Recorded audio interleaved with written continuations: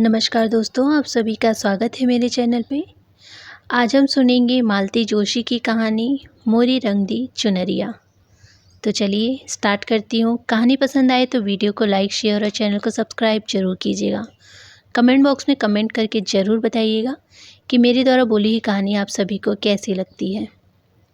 सफ़र की थकान इतनी थी कि बिस्तर से उठने का मन नहीं था, पर खुशी के मारे नींद नहीं आ रही थी। यह खुशखबरी किसी को सुनाने के लिए मन व्याकुल हो रहा था। कम से कम जया को तो बताना ही पड़ेगा, नहीं तो वह मेरे प्राण ले लेगी। वैसे भी आज की खुशी पर सबसे ज़्यादा हक उसका है। उसी ने इस रिश्ते के लिए इसरार किया था, वरना हम नौकरी पेशा लोग इतनी ऊंची उड़ान भरने के काबिल कहाँ थे। पर उसी ने बार बार कहा, दीदी मेरा मन कहता है मृणाल की शादी यहीं होगी। तेरे मुंह में घी शक्कर, सिर्फ घी शक्कर से काम नहीं चलेगा। चंदेरी साड़ी लूँगी। अरे बनारसी ले लेना, शादी तो होने दो। बनारसी साड़ी गौतम की शादी पर लूँगी। लड़की की शादी में तुम्हें ज़्यादा नहीं मोड़ूंगी। मृणाल के लिए मैंने जब से लड़के देखना शुरू किया है, जया उसे अपना कर्तव्य मान बैठी है। मृणाल पर उसकी अपार ममता है। ऐसे वैसे घर की बात तो वह मुझे सोचने भी नहीं देती। एक ही तो लड़की है दीदी, उसे इस तरह निपटाने का भाव मत रखो। 1-2 साल में वह बूढ़ी नहीं हो जाएगी। देर लगे कोई बात नहीं, पर घर वर दोनों ही खूब ठोक बजाकर देख लो। ये तो कई बार मजाक में कहते हैं, अच्छा हुआ प्रिंस चार्ल की शादी हो गई, नहीं तो तुम्हारी सहेली वहीं बात चलाने को कहती। मैं जया की व्यथा कथा जानती थी, इसीलिए उसकी व्यग्रता समझती हूँ। पर इन लोगों को यह कौन समझाए, कितनी बार समझाए। जया 4 बजे कॉलेज से लौटी, तब तक तो मुझे सब्र करना ही था, पर उसके बाद मैंने 1 मिनट भी देरी नहीं की। टैक्सी में बैठे बैठे यही सोच रही थी कि जया कितनी खुश होगी। खुश तो बाद में होगी, पहले तो मेरी अच्छी खबर लेगी। बिना बताए ही चली गई थी मैं, पर क्या करती, मजबूरी थी। मृणाल ने साफ मना कर दिया था, इसी शर्त पर वह जाने को तैयार हुई थी। लड़कियों का इस तरह प्रदर्शन करना हमें भी अच्छा नहीं लगता, पर वे लोग यहाँ आने को तैयार न थे। बोले, आप लोग बिटिया के साथ यहीं आ जाइए। इन दिनों हमारी बिटिया भी अमेरिका से आई हुई है, उसने मिलने के लिए सारा परिवार यहाँ इकट्ठा है। आप यहीं आ जाएंगे तो सबको सुविधा हो जाएगी। मन में ढेर सारी आशंकाएं लेकर हम लोग गए थे। लौटते वक्त मन खुशी से सराबोर था। मृणाल सबको भा गई थी। उन लोगों ने तो वहीं शगुन कर दिया। कहने लगे, सगाई वगाई का चक्कर रहने दीजिए, आप तो जितनी जल्दी हो सके शादी का इंतज़ाम कीजिए। ये लड़कियां 1-2 महीना भारत में रहेंगी, तब तक हो जाए तो अच्छा रहेगा। हम लोग किसी तैयारी से तो गए नहीं थे, जो कुछ पास था उसी से टीका कर दिया और शादी की तिथि निकाल कर चले आए। मुश्किल से महीने भर का समय था और करने को कितना कुछ था। उन लोगों ने तो कह दिया था कि ज़्यादा टीम टाम की ज़रूरत नहीं, बस 20-25 लोग आएंगे, सब परिवार आएंगे। किसी होटल का इंतज़ाम कर दीजिएगा, शाम को फेरे हो जाएंगे, सुबह हम विदा कर दीजिएगा। वे लोग तो इतना कहकर मुक्त हो गए, पर हमारे सामने तो प्रश्न चिन्ह खड़ा हो गया। इतने कम समय में कैसे कुछ हो पाएगा। लड़की की शादी कोई हंसी खेल थोड़ी है। मैडम कहाँ रोकना है, ड्राइवर ने पूछा, तो होश आया कि मैं अपने गंतव्य पर पहुंच गई हूँ। जया के घर के सामने गाड़ी रुकवाकर मैंने जल्दी से पैसे चुकाए और उतर पड़ी। जया से मिलने की कुछ इतनी बेसब्री थी कि घंटी बजाते हुए ध्यान ही नहीं रहा कि दरवाज़ा खुला है। मैंने कुछ जेबते हुए घर में प्रवेश किया, तब तक बड़ी भाभी बाहर निकल आई। मैंने सोचा अब डांट पड़ेगी, क्या तुम्हें भी इस घर में घंटी बजाकर आना पड़ता है। पर भाभी कुछ नहीं बोली। मैंने ही क्षमा याचना करते हुए कहा, सॉरी भाभी, आपको डिस्टर्ब किया। जया कहाँ है? ऊपर कमरे में। ऊपर जाने का रास्ता भीतर वाले बरामदे से होकर था। हॉल से गुजरते हुए मैंने देखा 4-5 औरतें बैठी हुई हैं। जया की माँ उससे बातें कर रही हैं, पर सारा माहौल बड़ा गुमसुम सा है। मेरी बंगाली चौड़े पाकी साड़ी को उन्होंने इस तरह घूर कर देखा कि मुझे संकोच हो आया। अपनी कलफदार पट्टियों को और लहराते पल्लू को सबकी नज़रों से बचाते हुए मैं इतनी व्यग्र हो गई कि जया की माँ ठीक से नमस्ते भी न कर सकी। सीढ़ियाँ चलते हुए भान हुआ कि उन्होंने भी तो मेरा कुशल क्षेप नहीं पूछा, इतने दिनों न आने का उल्हाना नहीं दिया। और तब याद आया कि बड़ी भाभी ने भी तो आज बात नहीं की। नहीं तो ऐसा कभी नहीं हुआ कि दोनों भाभियों से मीठी रात तकरार किए बिना मैं ऊपर गई हूँ। जया के कमरे में एकदम सन्नाटा था। 24 घंटे चीखने वाले टेप रिकॉर्डर चुप था और महारानी पलंग पर लेटी हुई आशापूर्ण देवी का कोई उपन्यास पढ़ रही थी। दीदी आई हैं, मुझे देखते ही वह पुलकित होकर बोली और मेरा मन एकदम हल्का हो गया। नीचे इतना सन्नाटा था कि बस मैंने कहा, और माँ जी के पास 2-4 औरतें ऐसी शक्ल बनाकर बैठी हैं जैसे मातम पुरसी आ गई हो। उसने मेरा वाक्य पूरा किया, वे वाकई मातम पुरसी पर आई हैं। अरे, मुझे वह अपने कपड़ों पर सचमुच शर्म आ रही थी। कौन? मेरा मतलब है किसका देहांत हो गया? हमारे श्रीमान जी गुजर गए हैं, उसने सपाट स्वर में कहा। कौन श्रीमान जी? एक ही तो थे दीदी, मेरा कौन 10-20 शादियाँ हुई है। उसकी बात करने का लहजा कुछ ऐसा था कि संतावना की गुंजाइश ही नहीं थी। और फिर संतावना भी किस लिए? जिस व्यक्ति का अस्तित्व इसके लिए अर्थहीन था, उसके मरने पर शोक और संवेदना का नाटक मुझसे नहीं हो सका। पर उसके घर में तो बाकायदा मातम मनाया जा रहा है। जिस व्यक्ति से तुम्हारा कभी कोई संबंध नहीं रहा, उसका शोक तुम लोग क्यों मना रहे हो? यही तो मेरी समझ में नहीं आता। हमें तो उन लोगों ने खबर तक नहीं दी, कोई सवाल ही नहीं था। किसी तीसरे व्यक्ति ने पत्र लिखा है जो यहाँ 4-5वें रोज पहुँचा है, और बस यहाँ बाकायदा मातम शुरू हो गया। इन लोगों ने मेरी चूड़ियाँ नहीं फोड़ी, यही गनीमत है। छी, कैसी बातें करती हो, मैंने सिहर कर कहा। सच कह रही हूँ दीदी, मुझे कमरे में कैद करके रख दिया है।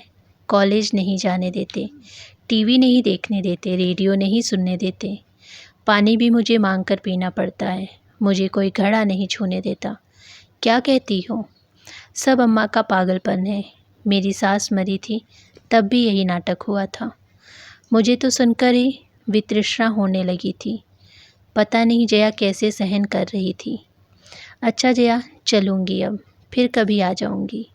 मैंने एकदम उठने का उपक्रम किया तो उसने हाथ पकड़कर बिठा लिया। ऐसी कैसे चली जाओगी? जो कहने आई थी वह तो कहिए। वह सब कहने का अब उत्साह ही कहीं बचा था। मैंने कहा, तुम कॉलेज नहीं आई तो बस देखने चली आई थी कि क्या बात है? झूठ मत बोलिए। आप कॉलेज गई होती तो यह खुशखबरी आपको कब की पता चल जाती। कल ही तो पूरा स्टाफ मिलने आ गया था। हे भगवान, जया ने कैसे सामना किया होगा उन सब का, खासकर मिसेस माथुर और मिसेस मालवी जैसे लोगों का। उसने जैसे मेरे मन की बात पढ़ ली, बोली, भाभी उनसे नीचे ही लिपट ली। मैंने साफ कह दिया था, किसी को ऊपर भेजने की ज़रूरत नहीं है। आश्चर्य है, पर मुझे किसी ने नहीं रोका। आपकी बात अलग है दीदी, सब जानते हैं। आपसे मिलकर मुझे खुशी होती है, बल्कि अगर आप नीचे से लौट जाती तो मुझे बेहद दुख होता, क्योंकि मैं जानती हूँ आप क्या कहने आई थी। बताओ, मृणाल की बात पक्की हो गई है ना? तुम्हें कैसे जाना? आपके चेहरे से पढ़ लिया था। आपके कमरे में आते ही जान गई थी, पर सोचा पहले अपनी खबर सुना दूँ, फिर तुम्हारी सुनूंगी। उसकी कहने का ढंग कुछ ऐसा था कि मुझे बरबस हंसी आ गई और शोक और संजीदगी का जो आवरण ओढ़ रखा था गिर पड़ा। कमरे में आने के बाद पहली बार मैंने खुलकर सांस ली और सुनाइए, उन लोगों को आपने कैसे पटाया? मैं जैसे इस छड़ की बाट जो हो रही थी फ़ौरन शुरू हो गई। जया से यह सब कहे बिना मुझे चैन भी तो नहीं आता। वहाँ का सारा हाल बयान करने के बाद मैं घर परिवार का वर्णन करने बैठ गई। संयोग से उनका सारा कुनबा उन दिनों वहाँ इकट्ठा था। मुझे सबको देखने सुनने का मौका मिल गया था। जया, मृणाल की मौसूरी सास तो एक नमूना है। अच्छा हुआ तुम साथ नहीं थी, नहीं तो मृणाल की हंसी पर काबू पाना मुश्किल था। शायद इसी वजह से शादी टूट जाती। अच्छा, उनमें ऐसी क्या खासियत है? अरे पढ़ी लिखी तो कुछ खास नहीं, पर दिन भर अंग्रेजी की टांग तोड़ती रहती हैं। हमारे यहाँ तो सर्वेंटों को बहुत प्रॉब्लम है। ये पिक्चर तो लेडीज़ों के लायक है। हमारे चिल्ड्रन तो बहुत ही शैतान है। मैंने ठीक ही कहा था। मेरे मुंह से सुनकर जया को भी हंसी का दौरा पड़ ही गया था। वहाँ तो पता नहीं क्या करती, पर जया की हंसी एकाएक थम गई। मैंने पलटकर देखा, दरवाजे पर छोटी भाभी खड़ी थी। ये किस बात पर इतनी हंसी आ रही थी? उनके स्वर में उपालंब था। मैं तो शर्म से गड़ ही गई। जया ने जैसे मुझे उबारते हुए कहा, भाभी, मृणाल की शादी तय हो गई है। दीदी ने लगे हाथ सगाई की रस्म भी निपटा दी है। चलो, यह तो बहुत अच्छा हुआ। भाभी ने निर्लिप्त भाव से शिष्टाचार निभाया। उनमें कहीं कोई खुशी का भाव न था। न उन्होंने घर या वर के बारे में कुछ पूछा। मैं एकदम उठ खड़ी हुई। जया, अब चलूँगी, बहुत देर हो गई। इस बार जया ने मुझे रोकने का प्रयास नहीं किया। भाभी पता नहीं किस काम से ऊपर आई थी। मुझे भूलकर मेरे साथ ही नीचे चली गई। बीच सीढ़ियाँ पर बोली, दीदी एक बात कहूँ, बुरा तो नहीं मानोगी? कहिए। ऐसे शुभ कार्य की चर्चा आज इस घर में नहीं करनी थी। इसके अपशगुन होता है। चर्चा मैंने नहीं, जया ने ही चलाई थी। भाभी, उसने पूछा तो मुझे बताना पड़ा, नहीं तो शायद मैं वैसे ही लौट जाती। पर भाभी, मैं यह नहीं मानती कि इससे अपशगुन होता है। अब आप नए जमाने की हो। आप क्या कोई पुरखा पुरनिया हो? आप इतने ढकोसलों पर विश्वास कर लेती हैं। यह ढकोसला नहीं, रिवाज है दीदी। यह कैसा रिवाज है? जिस आदमी का इस घर से कोई संबंध नहीं रहा, जया कभी जिसकी देह नहीं चढ़ी, जिसके नाम से उसने मांग नहीं भरी, मंगलसूत्र नहीं पहना, 20 साल से जिसकी शक्ल भी नहीं देखी, उसका मातम आप लोग क्यों मना रहे हो? क्यों उस पर लाद रहे हो? मरने वाला हाड़ मास का आदमी था दीदी।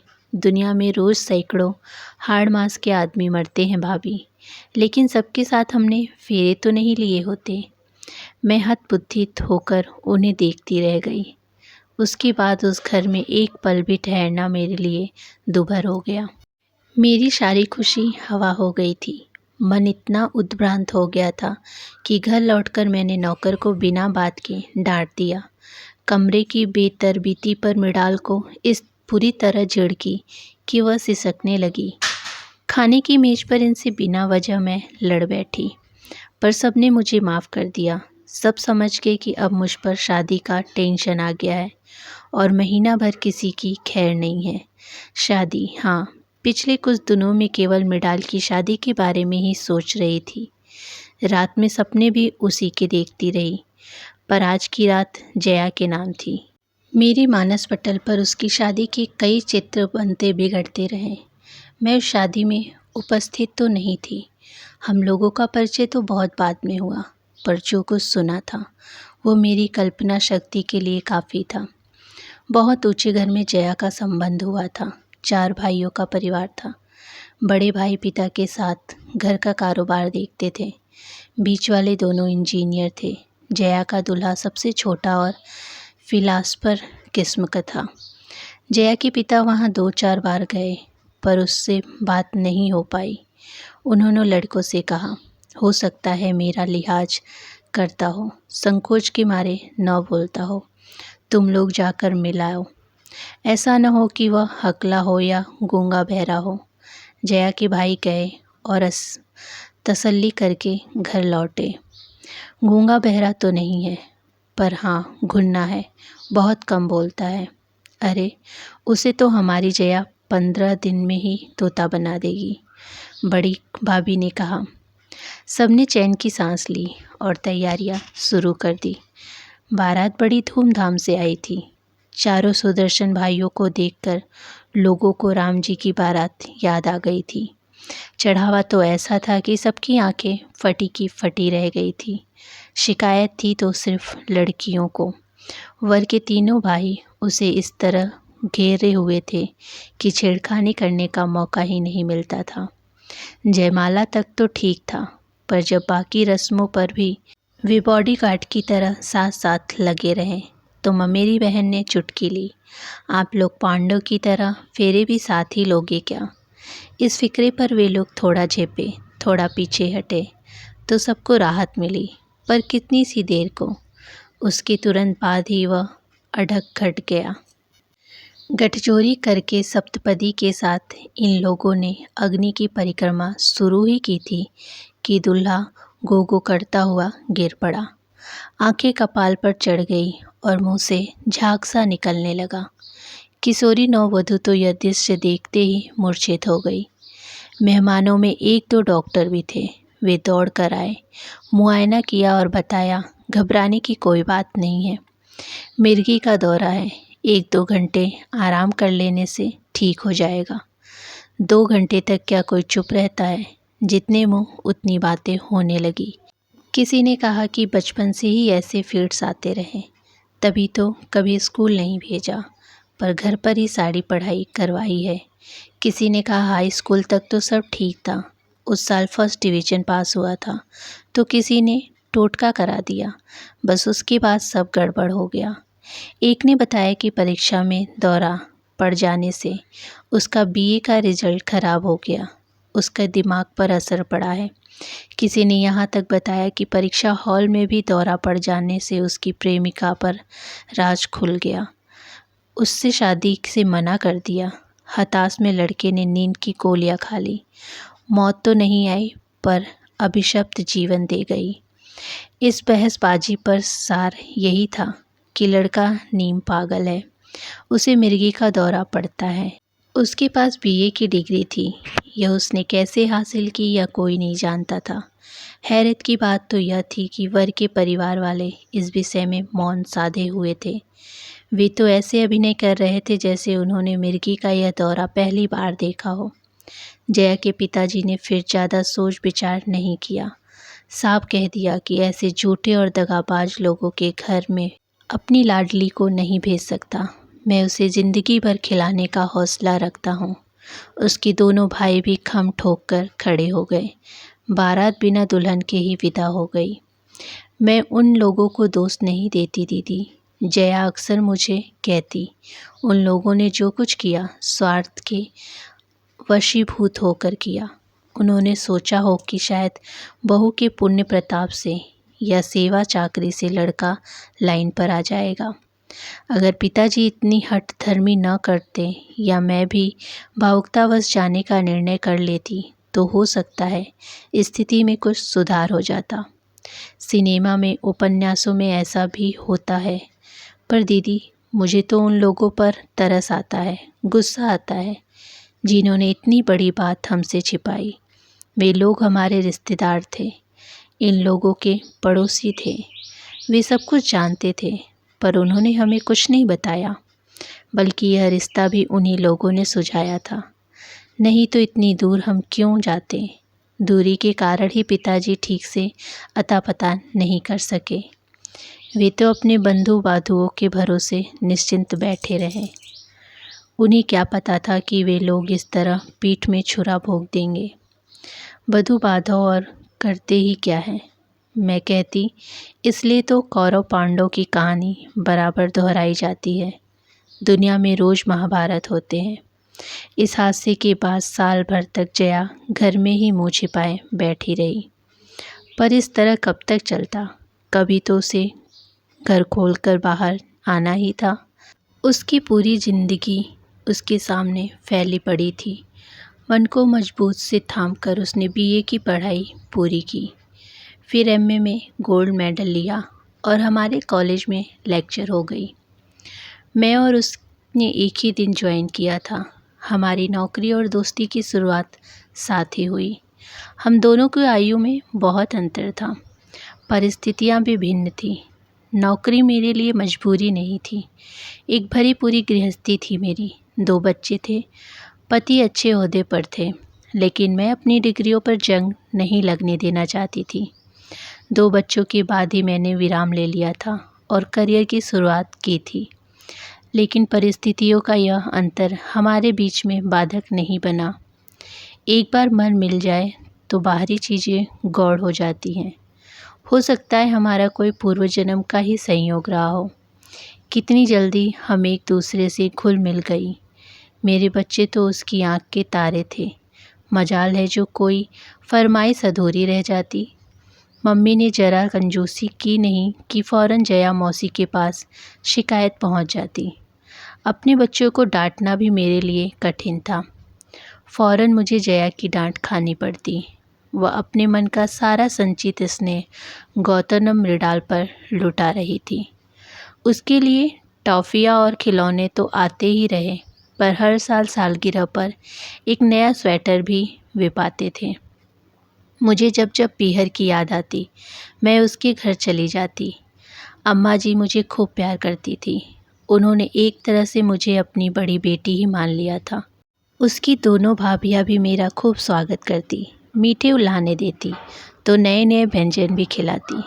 जया सचमुच भाग्यवान थी, नहीं तो ऐसे सहृदय भाई और स्नेहमयी भाभी कहाँ मिलती हैं।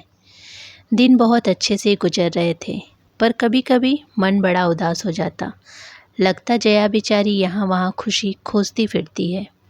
उसे उसका हक मिलना चाहिए। उसकी गाड़ी फिर से पटरी पर लाने की मैं खूब कोशिश करती। मेट्रोमोलियंस पढ़ पढ़ कर मैंने अपनी आंखें दुखी कर ली थी, पर जया कुछ जवाब नहीं देती, सिर्फ हंसकर रह जाती। उन्हीं दिनों में मेरे मौसेरे भाई की पत्नी प्रसूति पे चल बसी थी। पहला एक 4 साल का लड़का था। भाई तो जैसे पागल हो गया था। मौसी ने बड़े ही करुण ढंग से मुझे लिखा था कि योगेश के लिए कोई अच्छी सी लड़की देखूं। बच्चे को तो कोई भी पाल लेगा, पर इस समय ज़रूरत योगेश को संभालने की है। निसंतान हो तो विधवा भी चलेगी, पर लड़की सुशील हो और ब्राह्मण हो। मुझे एकदम जया की याद आ गई। योगेश से अच्छा वर उसके लिए मिल ही नहीं सकता था। रूप रंग कद काठी विद्या बुद्धि सब दृष्टि से वे परस्पर अनुरूप थे। योगेश तहाजु जरूर था, पर जया के साथ भी तो एक कहानी जुड़ी हुई थी। मैं मौसी को पत्र लिखने ही वाली थी, पर सोचा पहले इन लोगों को तो टटोल लूँ, और यह मैंने अच्छा ही किया, नहीं तो बाद में मौसी के सामने लज्जित होना पड़ता। उस घर में इस विषय पर कोई बात करना ही नहीं चाहता था। भाभीियों ने मुझे अम्मा जी के पास ठेल दिया और अम्मा जी ने पिताजी के पास भेज दिया। वैसे तो जया के पिताजी मुझसे बहुत स्नेह करते थे, पर उन्होंने मेरा जरा भी लिहाज नहीं किया और एक वाक्य में ही सारी बात खत्म कर दी। बोले बेटी, उसके भाग्य में जैसी शादी लिखी थी हो गई। हमारे खानदान में लड़की बार बार हल्दी नहीं चढ़ती। मेरी बात आई और गई हो गई। हिंदुस्तान में लड़कियों की शादियां रुकती नहीं हैं। 4 महीने बाद ही योगेश का विवाह एक सुंदर सुशील कुंवारी कन्या से हो गया, पर जया का प्रश्न तो यथावत था। मैंने उससे कहा, जया, अपने जीवन की गुत्थी तुम्हें ही सुलझानी होगी। कानूनी कार्रवाई में जो मदद चाहोगे हम करेंगे, पर पहल तो तुम्हें ही करनी होगी। वह बोली, दीदी, बुढ़ापे में पिताजी को दुखी देने की इच्छा नहीं होती। इतनी बदनामी शायद वे झेल नहीं पाएंगे। जब तक जया के पिताजी जीवित रहें, यह विषय फिर से उठाने का प्रश्न नहीं था।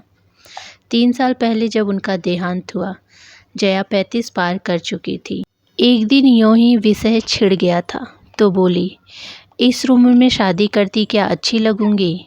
इतनी निकल गई तो आगे भी कट ही जाएगी। अम्मा भी क्या सोचेंगी, जैसे मुझे ताप के मरने का ही इंतजार हो। इस निरानंद जीवन की अभ्यस्त हो चली थी जया की परिस्थितियां ने फिर नया मोड़ लिया। जो सुख कभी उसका था ही नहीं, उसके छिन जाने का आत्मीय स्वजन शोक मना रहे हैं, और लोकाचार के इस चक्रव्यूह में वह निरीह लड़की बुरी तरह घिर गई।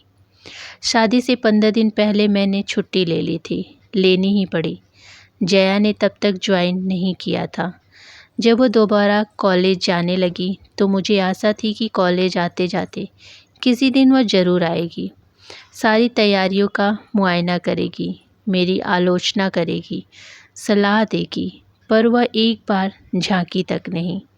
मैंने कितने दिनों तक कार्ड्स नहीं छपाए। जब भी किसी के शादी का कार्ड देखती तो कहती, दीदी मृणाल की शादी का कार्ड्स का कॉन्ट्रैक्ट मुझे ही देना। देखना ऐसा डिजाइन करूँगी वो शानदार मैटर होगा कि लोग हॉल में सजा कर रखेंगे। ये थी छोटी सी कहानी मालती जोशी की, मोरी रंग दे चुनरिया। आगे का भाग जल्दी अपलोड करूँगी। कहानी पसंद आए तो वीडियो को लाइक शेयर और चैनल को सब्सक्राइब ज़रूर कीजिएगा। धन्यवाद।